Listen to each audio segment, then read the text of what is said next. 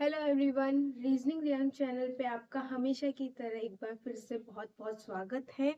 तो हम हमारी जो एब्स्ट्रैक्ट अलजेब्रा की सीरीज है उसी को कंटिन्यू कर रहे हैं, जिसकी हम 6 क्लासेस ऑलरेडी पढ़ चुके हैं, जो कि हमने अच्छे से एग्जाम्पल सहित और हर एक कॉन्सेप्ट को समझते हुए पढ़ी है। आई होप कि आपने वो 6 क्लासेस देख ली हो।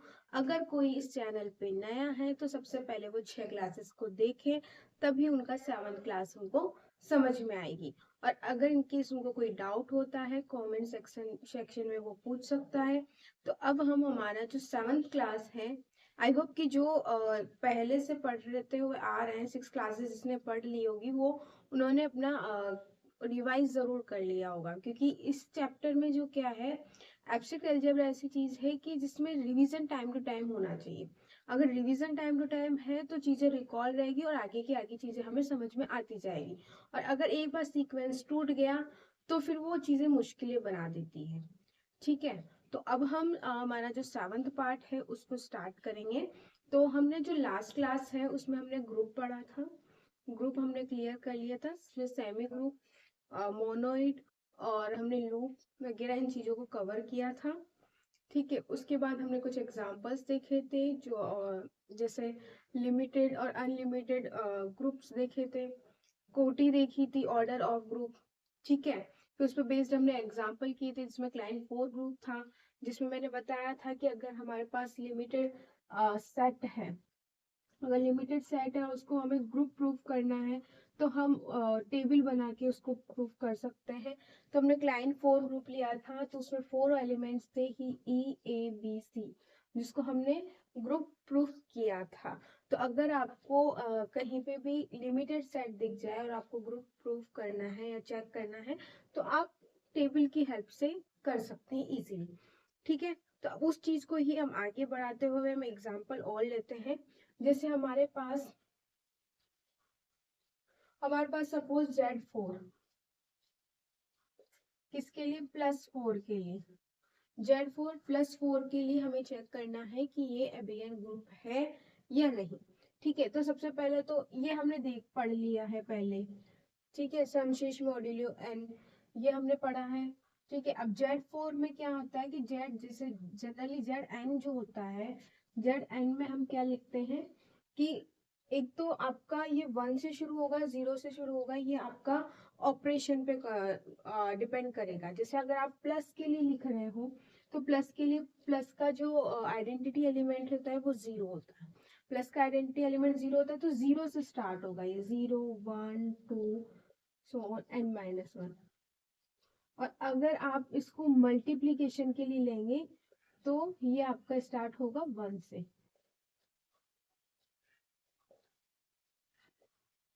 क्लियर है? ठीक है, तो मुझे देखना है Z4 +4 के लिए। तो मेरे पास Z4 जो सेट आएगा वो क्या आएगा, प्लस है, जो प्लस ऑपरेशन के आइडेंटिटी एलिमेंट 0 होता है तो वो हम इंक्लूड करेंगे, 0 से स्टार्ट करेंगे, 1 2, अब n-1 तक आता है, मतलब जो यहाँ आएगा उससे एक कम तक लेना है, तो 4 है तो 3 तक लेना है। ये हमारा सेट हो गया। ऑपरेशन हमारे पास +4 है, हमें ये चेक करना है। मैंने अभी बताया था अगर लिमिटेड एलिमेंट्स का सेट है तो आपको इस टेबल की हेल्प से प्रूफ करना है। ठीक है, +4 ऑपरेशन है, 0 1 2 3, 0 1 2 3। ठीक है, अब 0 से ऑपरेट करेंगे तो इसमें मैं आपको रिकॉल कर देती हूँ, +4 जो था, मतलब प्लस n जो होता है उसमें जैसे अपने पास क्या होता है, 2 नंबर्स होते हैं। जैसे सपोज a है, a और b 2 नंबर से किसी सेट के, सपोज यहाँ हमने Z4 ले रखा है। ठीक है, तो a+4b करेंगे, इसका मतलब क्या होता है a+b/4। और अगर a+b आपका किससे बड़ा हो, 4 से बड़ा हो, अगर a+b आपका 4 से बड़ा हो तो आंसर आपका क्या होता है, रिमाइंडर। और अगर a+b आपका <4 है तो आपका जो आंसर होता है वो a+b ही होता है। ठीक है, तो अब यहाँ पे इस चीज को अप्लाई करते हैं। 0 + 0 करेंगे 0 आएगा, 0 + 1 करेंगे 1 ही आएगा, 0 + 2 करेंगे 2, 0 + 3 करेंगे तो 3, क्योंकि 4 है ना, n = 4 है तो 4 से बढ़ा जाएगा तब अपना रिमाइंडर आएगा। ठीक है, 1 + 0 1, 1 + 1 2, 1 + 2 3 और 1 + 3 4 इक्वल आ गया। ये इक्वल के लिए भी होता है, इक्वल आ गया तो 4/4 करेंगे, रिमाइंडर इज 0। ठीक है, फिर 2 + 0 2, 2 + 1 3, 2 + 2 4, 4 मतलब रिमाइंडर 0, और 2 + 3 5, 5/4 करेंगे तो रिमाइंडर क्या होगा 1। क्लियर है। फिर नेक्स्ट 3 + 0 करेंगे 3, 3 + 1 करेंगे 4, 3 + 2 करेंगे 5, 3 + 3 करेंगे 6, 6/4 2। ठीक है, अब देखो जो फर्स्ट ऑपरेशन था हमारा, फर्स्ट ऑपरेशन क्या होता है, क्लोजर। क्लोजर को चेक करने का क्या था कि इसके जो एलिमेंट्स आ रहे हैं, टेबल में जो भी एलिमेंट्स आ रहे हैं वो हमारे सेट के बाहर नहीं जा रहे हैं। मतलब ऑपरेट किया हमने, ऑपरेट करने पे जो एलिमेंट्स आ रहा है वो हमारे से सेट से बिलोंग कर रहा है, that means closure property follow हो रही है। ठीक है, नेक्स्ट है एसोसिएटिविटी। एसोसिएटिविटी देखेंगे, बता रखा है मल्टीप्लिकेशन और एडिशन के लिए चेक करने की जरूरत नहीं है, ऑलवेज फॉलो होती है। ठीक है, फिर है आपका आइडेंटिटी एलिमेंट। आइडेंटिटी एलिमेंट वैसे तो जैसे मैंने बताया था टेबल में क्या, ऊपर वाला जो ये आपका ये रो दे रखा है, इससे एज इट इज मैच करता हुआ आपको क्या लेना है,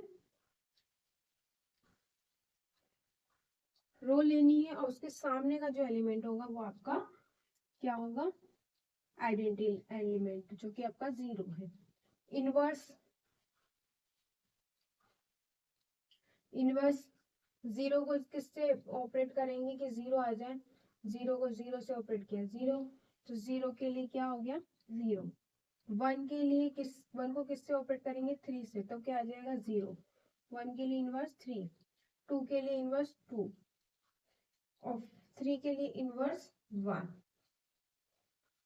ठीक है, तो इनवर्स भी हो गया आपका। क्लियर। अब है बारी, इनवर्स तक आ गया दैट मीन्स ग्रुप तो हो गया, क्या हो गया, ग्रुप तो हो गया। अब ग्रुप हो गया तो अब अपन को देखना है कम्यूटेटिव प्रॉपर्टी। तो कम्यूटेटिव का प्रॉपर्टी का मैंने बताया था, डायगोनल के एलिमेंट्स देखोगे आप,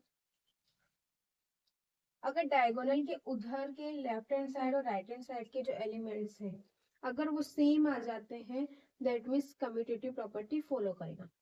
3 3 0 0 1 1 2 2 1 1 3 3 सेम है, मतलब कम्यूटेटिव प्रॉपर्टी भी फॉलो हो रही है। ठीक है, तो आपका जो ये Z4+ है इज एन अबेलियन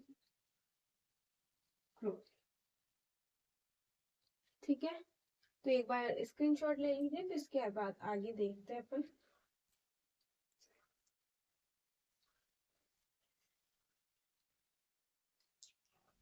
अब नेक्स्ट एग्जांपल देखते हैं, Z5 × 5 मल्टीप्लीकेशन 5। तो अब इसमें Z5 का सेट क्या बनेगा वो हम बता देती हूँ। Z5 जो बनेगा आपका मल्टीप्लीकेशन के लिए, एडिशन के लिए 0 से स्टार्ट होता है, मल्टीप्लीकेशन के लिए 1 से स्टार्ट होता है। तो 1 2 3 n-1 तक लेंगे, n-1 मतलब 5 - 1 दैट इज 4। तो ये आपका Z5 का सेट होगा, और इसी को टेबल के थ्रू आपको ये प्रूव करना है कि ये ग्रुप है या नहीं। ठीक है, ये आपके लिए क्वेश्चन है, आप इसको खुद से ट्राई कीजिएगा। अब कुछ नोट है जो इम्पोर्टेंट बातें हैं वो अपन ओरली देख लेते हैं, ये आपको ध्यान रखनी डायरेक्टली। ठीक है, Z n x n क्रम विनिमय ग्रुप होता है यदि n एक अभाज्य संख्या है, सॉरी xn नहीं है, मल्टीप्लीकेशन n है, ऑपरेशन मल्टीप्लीकेशन है। ठीक है, ये क्रम विनिमय कब होगा, हमेशा जब n क्या हो, हमारे पास एक प्राइम नंबर हो।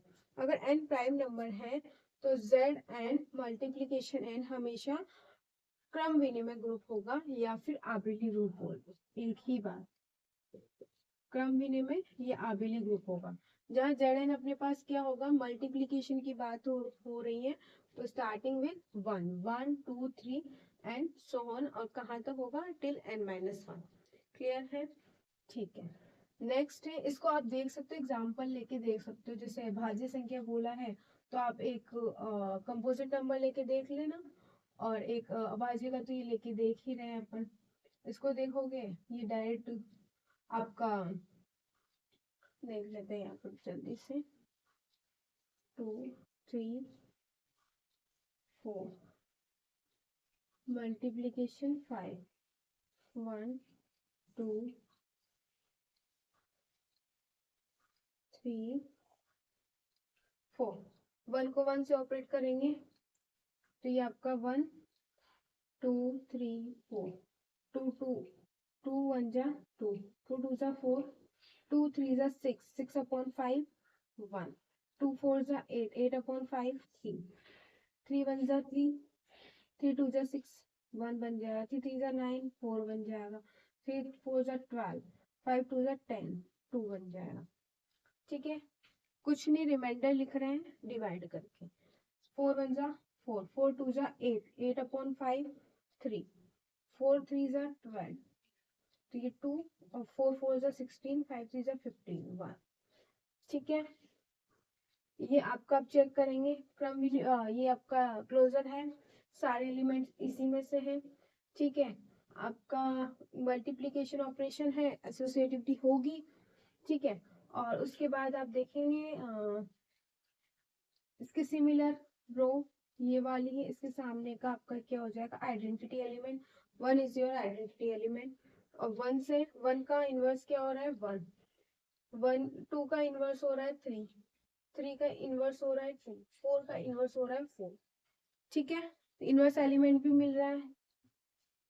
अब इसमें देख लीजिए आप, इक्वल आ रहे हैं कि आपके डायगोनल के एलिमेंट्स 3 3 4 3 इक्वल आ रहे हैं, दैट मीन्स ये आपका अबिलियन ग्रुप होगा।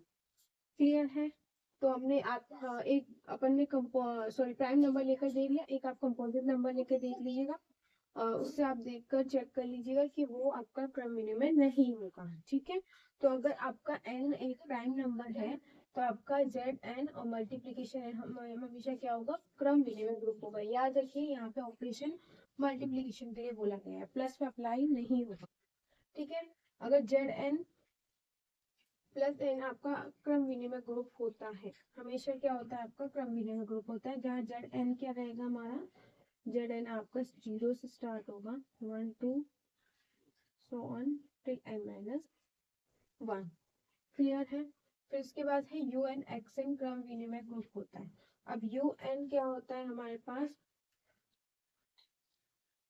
UN आपका होता है n या n से छोटी है n के सापेक्ष,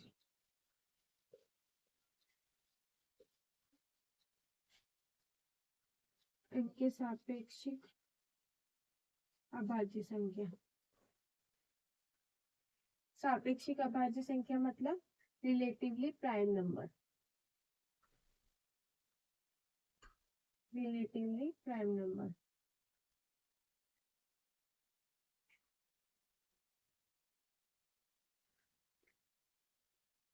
मतलब दो नंबर जिनका HCF क्या आना चाहिए, 1 आना चाहिए। ठीक है, तो जैसे U6 देखते हैं अपन, तो 6 से छोटी रिलेटिवली प्राइम नंबर 1 और 5। ठीक है, 1 और 5, अब इसी को चेक कर लेते हैं। ऑपरेशन सपोज आपका मल्टीप्लीकेशन 6 1 5 1 5 1 5 और 5 1 जा 5 5 5 जा 25 1 बचेगा। देख रहे हो 1 5 भी आ रहे हैं इसमें है, ठीक है। मल्टीप्लीकेशन में एसोसिएटिविटी, आपका इसका आइडेंटिटी 1 आ जाएगा, 1 का इनवर्स 1 और 5 का इनवर्स 5। ठीक है। और आपका इसमें देखेंगे तो आपका आइडेंटिटी एलिमेंट भी आ गया, इनवर्स भी आ गया और कम्यूटेटिव भी आपका हो रहा है। एक तरफ से देखा जाए तो क्लाइन फोर नहीं है, 2 ओनली एलिमेंट। अगर 4 एलिमेंट होते हैं ऐसे जिसका इनवर्स खुद है, ऐसे 4 एलिमेंट जिनका इनवर्स खुद ही मिल जाए तो वो क्या हो जाता है, क्लाइन फोर हो जाता है। क्लियर है? तो देख लेंगे, हम इसको बाद में देखेंगे, अभी इसका स्क्रीनशॉट ले लीजिए। ये स्टेटमेंट्स आपको डायरेक्टली याद होनी चाहिए जब नोट करके लिखवा रही हूँ। इनका मैंने एक एक एग्जाम्पल भी लेके देख लिया, बता दिया, जिससे क्या होगा कि आपको याद रहेगी चीजें, ऑन द स्पॉट आपको एग्जाम्पल से याद आ जाए कुछ चीजें। ठीक है, तो आप इसका स्क्रीनशॉट ले लीजिए, फिर आगे देखते हैं।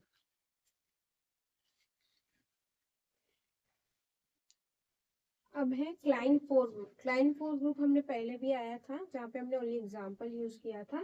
अभी यहाँ पे हम होता क्या है वो भी देख लेते हैं। क्लाइंट फोर ग्रुप क्या होता है, ऐसा ग्रुप जिसकी कोटि क्या हो, 4 हो। पहली बात क्या देखनी है कि जिसकी कोटि 4 हो तथा जिसका प्रत्येक अवयव स्वयं का प्रतिलोम हो, मतलब इनवर्स सेल्फ इनवर्स हो, मतलब खुद ही खुद का इनवर्स हो, और उसकी कोटि कितनी, मतलब नंबर ऑफ एलिमेंट्स कितने हैं, 4। ठीक है। तो जैसे मैंने एग्जांपल लिए U8 U12, अब इनको चेक करते हैं हम, ये है या नहीं। तो U8 अभी मैंने बताया था क्या होता है, 8 या 8 से छोटी या 8 के सापेक्ष एक अभाज्य संख्या है, मतलब रिलेटिवली प्राइम नंबर। इसमें देखेंगे हम क्या क्या आएगा, 1 3 5 7। ठीक है, ये आपका हो गया क्या, 4 कोटि है। क्लियर है, 4 एलिमेंट्स आ रहे हैं। अब इनको चेक करते हैं अपन, मल्टीप्लीकेशन के लिए चेक करेंगे। ठीक है, 1 3 5 7।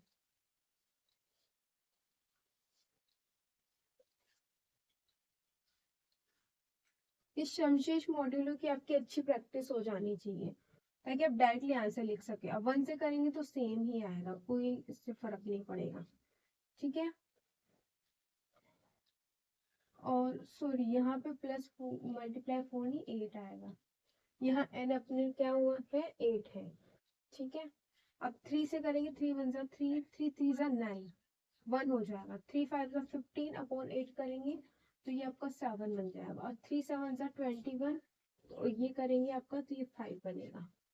ठीक है, ये 5 15 7 25 1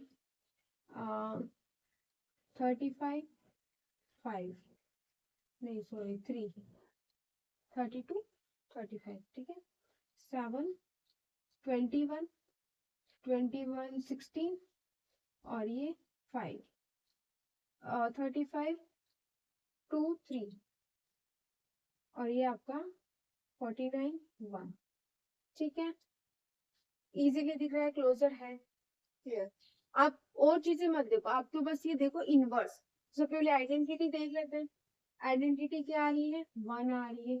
ठीक है, और 1 का इनवर्स क्या जा रहा है आपका, 1 को किससे ऑपरेट करोगे, 1 1 आ रहा है। 3 को किससे ऑपरेट करोगे, 3 से 1 आ गया, 3 का इनवर्स 3।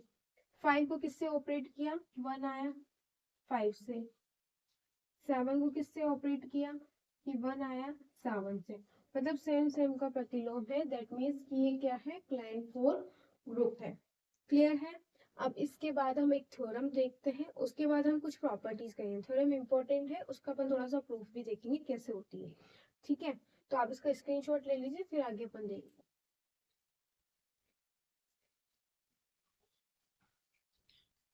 अब हमारी थ्योरम है, इकाई के n तथा nवें मूलों का समुच्चय गुणा संक्रिया के लिए परिमित आबेलिक गुण होता है। अब इसमें nवें मूलों का समुच्चय, ये थोड़ा सा मतलब प्रीवियस जो टॉपिक्स हम पढ़े हुए हैं, लाइक समुच्चय, इसमें सेट और nवें मूलों का समुच्चय, तो ये कॉम्प्लेक्स में थोड़ा सा इसका पार्ट इन्वॉल्व है। तो हम देखेंगे उसको क्या होता है। जैसे nवें मूलों की बात की तो nवें मूलों को कैसे रिप्रेजेंट किया जाता है, 1 अपन अपॉन n। अब 1 को हम क्या लिख सकते हैं कॉम्प्लेक्स नंबर में 1 प्लस आयोटा 0, ठीक है। और 1 प्लस आयोटा 0 को क्या लिखते हैं कोस 0 प्लस आयोटा साइन 0, ठीक है। ये हमने क्लियर कर दिया। अब यहाँ पे क्या होगा कि यहाँ के बाद अब देखेंगे कोस 0 आयोटा साइन 0, तो अब इसकी हम n की फॉर्म में वैल्यूज पुट करेंगे। तो n की फॉर्म में वैल्यूज पुट करेंगे तो कोस 2r pi plus iota sign 2r पाई पावर 1/n, ठीक है। अब r जो है हमारा r ये है 0 से स्टार्ट होगा 1 to n-1 तक, ठीक है। 0 ये वैल्यू रखते जाएंगे आप तो इसके अकॉर्डिंग आपको वैल्यूज मिलती जाएगी, ठीक है।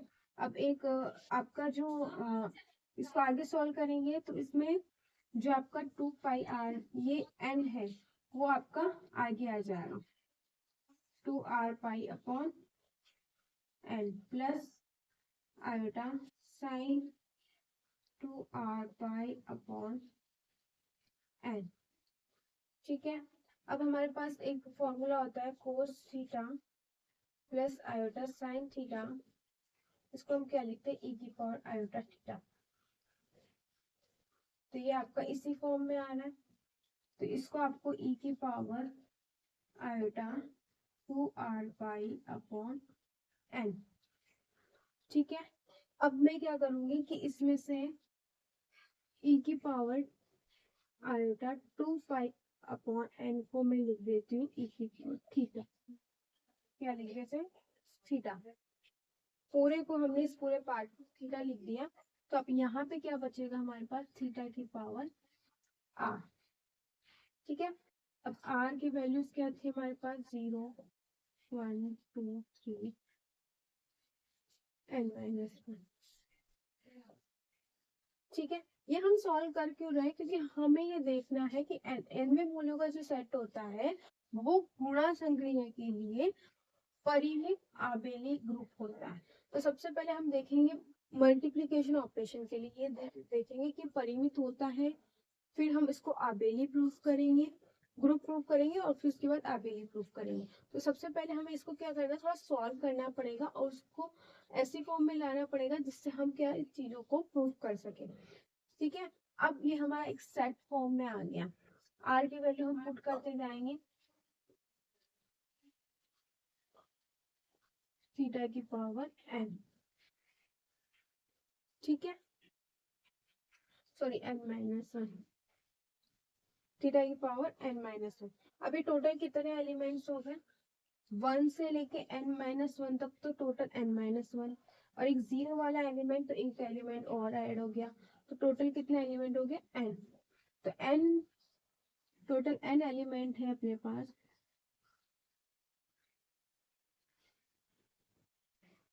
तो ये क्या हो गया हमारे पास लिमिट है परिमित, ये हमारे पास परिमित सेट हो गया, ठीक है। पहले तो परिमित तो प्रूफ हो गया हमारे पास कि ये क्या होता है परिमित होता है। इसके बाद नेक्स्ट देखते हैं अपन, इसका स्क्रीनशॉट ले लीजिए। अब हम अपन ग्रुप प्रूफ करेंगे, एबेलियन ग्रुप प्रूफ करेंगे, ठीक है।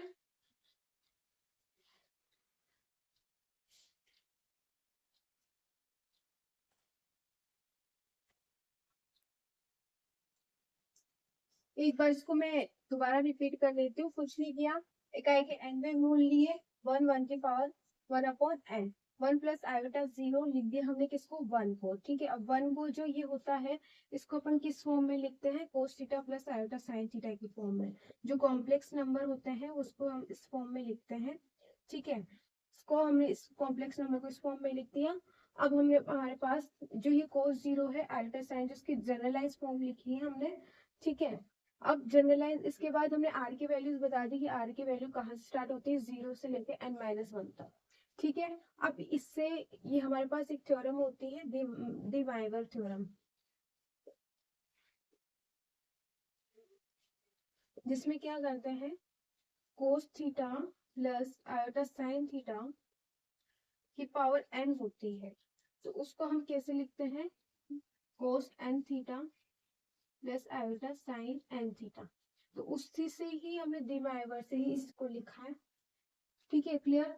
अब एक इसके बाद एक फॉर्मूला और होता है, cos theta plus iota sine theta को e की पावर आयोटा थीटा लिखते हैं। ये हमने यहाँ लिख दिया। e की power iota 2 pi upon n को अपन ने थीटा मान लिया।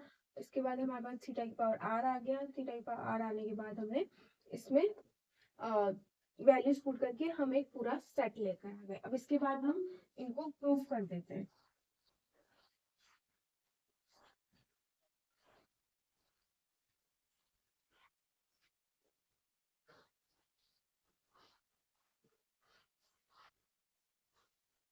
ठीक है, हमारे पास जो सेट आया था वो था थीटा की पावर 0, थीटा की पावर 1, थीटा की पावर 2, थीटा की पावर n-1। इसी से हम प्रूव करेंगे। तो हमने ये देख लिया, ये नंबर ऑफ n एलिमेंट्स है, तो ये लिमिटेड है। ठीक है, अब हम जैसे कि इसमें देख रहे थे कि हमारा ये सेट हमें मिला था। ठीक है, और इसमें टोटल एलिमेंट्स कितने हैं, यहाँ 1 से लेके n-1 तक, तो n-1 हो गया टोटल, और एक 0 इसमें ऐड हो रहा है, तो n-1 प्लस 1, तो कितना हो जाएगा total n number of elements हो गया। तो ये कैसा हो गया था, हमारा लिमिटेड हो गया था, ये हमने देख लिया था। अब इसको अपन एक तरीके से और लिख सकते हैं, थीटा की पावर 0 कितना होता है 1, थीटा, थीटा स्क्वायर, थीटा की पावर n-1। इसको कोई सेट ले लेते हैं जी। क्लियर है। अब इसको हम क्या प्रूव करेंगे, ग्रुप प्रूव करेंगे। तो फर्स्ट हमें देखना है क्लोजर प्रॉपर्टी। क्लोजर प्रॉपर्टी देखेंगे तो सपोज दो एलिमेंट लेंगे जी के, ए और बी, मैंने दो एलिमेंट ले लिए जी के। ठीक है ना। अब ये किस तरीके से हैं, जैसे मैंने क्या बताया था कि जो एलिमेंट होंगे वो क्या है, n में मूलों का समुच्चय। मतलब जैसे कोई भी मैंने a लिया है, ठीक है ना, तो a क्या होगा 1 अपॉन वन की पावर 1 अपॉन n के इक्वल। तो a इज इक्वल टू मेरा कितना है 1 की पावर 1 अपॉन n, और b इज इक्वल टू भी कैसा है मेरा 1 की पावर 1 अपॉन n। मतलब इस सेट में सारे एलिमेंट्स किस टाइप के हैं, इस टाइप के हैं। इसको अपन क्या लिख सकते हैं, a की power n is equal to 1, b की power n is equal to 1। ठीक है, अब मुझे क्या प्रूव करना है क्लोजर प्रॉपर्टी के लिए, कि इन दोनों का जो मल्टीप्लीकेशन है, क्योंकि ऑपरेशन कौन सा है, मल्टीप्लाई का ही है, जिसकी पावर n किसके इक्वल आना चाहिए 1। अगर ये 1 के इक्वल आ जाता है, क्योंकि अपन इसको क्या लिख रहे हैं, a की power n is equal to 1 ही तो लिख रहे हैं। ये हमने g का एलिमेंट लिया और g के एलिमेंट से हम यहाँ तक पहुंच गए।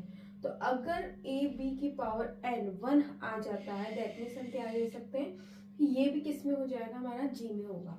ठीक है, तो देखते हैं। अब इसको अपन ओपन करके देखेंगे तो क्या आएगा, a की पावर n डॉट b की power n 1 dot 1 equal to 1।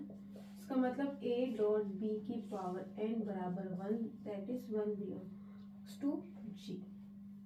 तब ये भी किस में बिलोंग कर गया, जी। मतलब दो एलिमेंट लिए, उनका प्रोडक्ट भी उसी सेट में इन्वॉल्व है, तो क्लोजर प्रॉपर्टी क्या कर रहा है, शो कर रहा है। क्लियर है।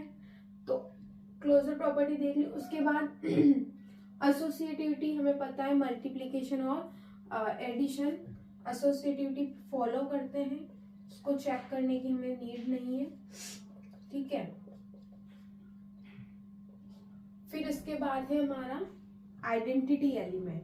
तो आइडेंटिटी एलिमेंट मल्टीप्लीकेशन के लिए आइडेंटिटी एलिमेंट होता है 1, और 1 हमारे सेट में ऑलरेडी है, तो आइडेंटिटी एलिमेंट भी हमारा एग्जिस्ट करता है। ठीक है, फिर इसके बाद है हमारा इनवर्स एलिमेंट।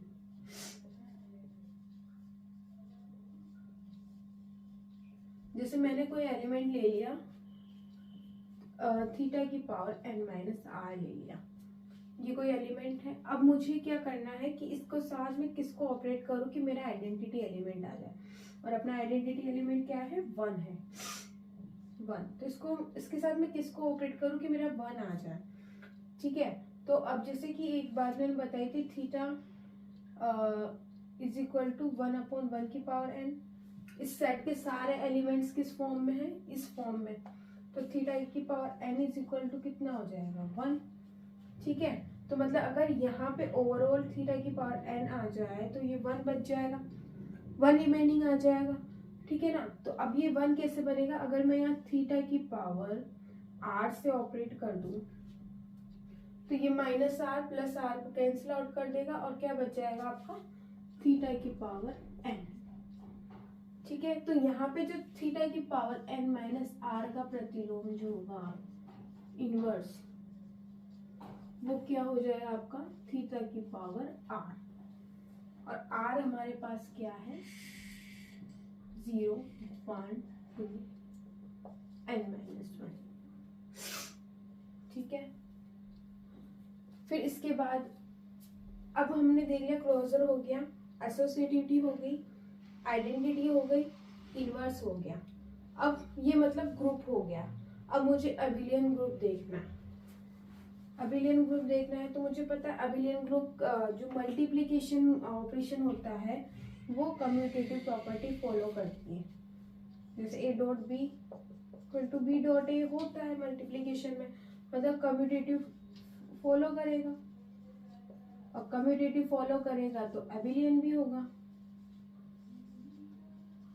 तो इस तरीके से आपका जो nवे मूलों का सेट है, जो nवे मूलों का सेट है मल्टीप्लिकेशन ऑपरेशन के लिए आपका क्या होता है परिमित आबेली ग्रुप होता है। आपको वैसे जनरली देखा जाए तो आपको प्रूफ से कोई मतलब नहीं, एग्जाम में अपना प्रूफ नहीं पूछा जाएगा। ये तो होता कैसे ये एक बार मैंने जनरली बता दिया है, इससे अपन में ज़्यादा अगर किसी को कोई कंफ्यूजन है तो ज़्यादा उसमें प्रॉब्लमेटिक है, उसमें ज़्यादा एंटर होने की जरूरत नहीं है। आ गया तो ठीक है, नहीं आया तो कोई बात नहीं, ठीक है। लेकिन आपको ये ज़रूर याद रखना है डायरेक्टली स्टेटमेंट से बेस्ड क्वेश्चंस आते हैं, ठीक है ना। थ्योरम आपकी पूछी नहीं जाती, प्रूफ आपका पूछा नहीं जाता। अगर फिर भी किसी को कोई डाउट आ रहा है तो कमेंट सेक्शन में आप पूछ सकते हैं, कोई इशू नहीं, ठीक है। तो अगर स्क्रीनशॉट लेना है तो इसका स्क्रीनशॉट ले लीजिए।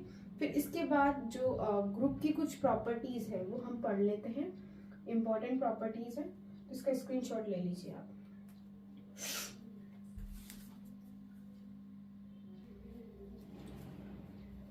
अब ग्रुप की से रिलेटेड कुछ हमारे पास प्रॉपर्टीज है, उसको हम एक्सप्लेन कर लेते हैं क्या है।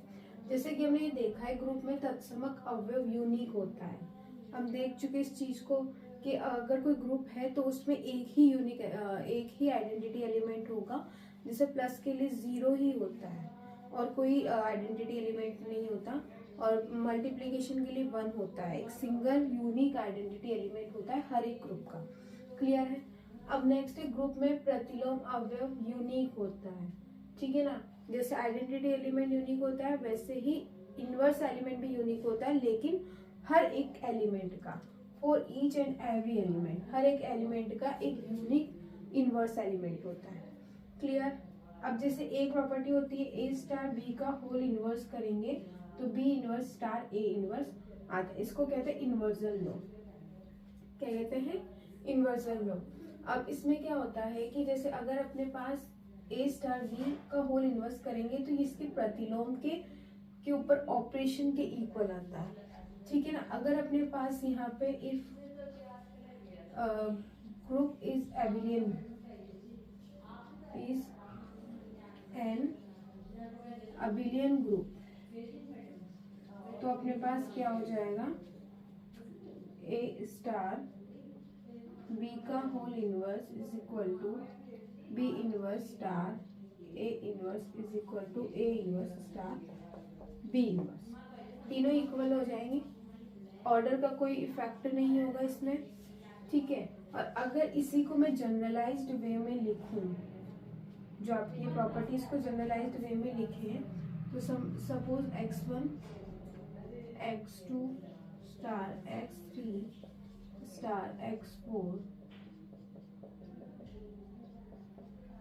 xn का होल इनवर्स किसके इक्वल होगा,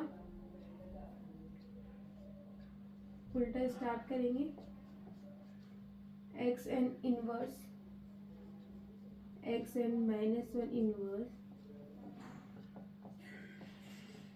x3 inverse x2 inverse x1 inverse किसके इक्वल होगा इसके इक्वल होगा। ये जनरलाइज्ड वे, जनरलाइज्ड फॉर्म है, ठीक है। यहाँ पे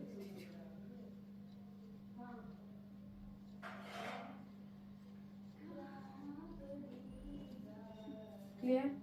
फिर है अगर ए इनवर्स का इनवर्स निकालेंगे तो क्या हो जाएगा ए। जैसे कोई ए इनवर्स है, जैसे ए का प्रतिलोम क्या है, कोई जैसे अपने पास ए का कोई प्रतिलोम होगा, उसका वापस प्रतिलोम निकालोगे तो वो खुद ही एलिमेंट आ जाएगा आपके पास। ये प्रॉपर्टी होती है।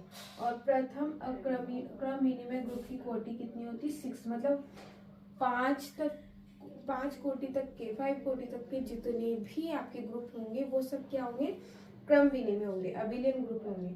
और फर्स्ट क्रम विनिमय अन अबिलियन ग्रुप की कोटि कितनी होती है 6 होती है। डायरेक्ट क्वेश्चन पूछ सकते हैं, ठीक है। तो 5 तक के ग्रुप, तो क्योंकि अपन ने एक स्टेटमेंट लिखा था, अगर अभाज्य संख्याओं का जो अगर ऑर्डर अभाज्य संख्या है तो n इज अभाज्य संख्या है तो वो क्या होगी, अभिन्न ग्रुप होगी, ठीक है। तो ये और सबसे छोटा, मतलब सबसे छोटा भी बोल सकते हैं, क्रमविनिमय में ग्रुप की कोटि कितनी होती है 6 होती है, क्लियर है। तो ये कुछ प्रॉपर्टीज है ग्रुप की जो हमें डायरेक्टली याद होनी चाहिए। इस पर बेस्ट हमारे पास डायरेक्ट एग्जाम में क्वेश्चंस आते हैं। और अब इसके बाद हम क्या करेंगे, कुछ थ्योरम्स है, बहुत इंपॉर्टेंट थ्योरम्स है, डायरेक्ट स्टेटमेंट से क्वेश्चंस आते हैं, वो हम पढ़ेंगे, उनको डायरेक्टली याद रखेंगे, ठीक है। अब वो हम पढ़ेंगे अपनी नेक्स्ट क्लास में, ठीक है। आई होप को आपको ये क्लास बहुत पसंद आई होगी। अगर पसंद आए तो इसको लाइक करिए, और अगर कोई डाउट है तो आप कमेंट सेक्शन में ज़रूर पूछिए, ठीक है। तो so thanks for watching this video, thank you so much.